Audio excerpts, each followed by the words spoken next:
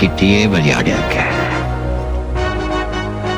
Cocker, இது பாட இந்த கப்பல்ல போட்டு கவர்மெண்ட் போலீஸ் எல்லாம் உன்னுடையதான் இருக்கலாம்.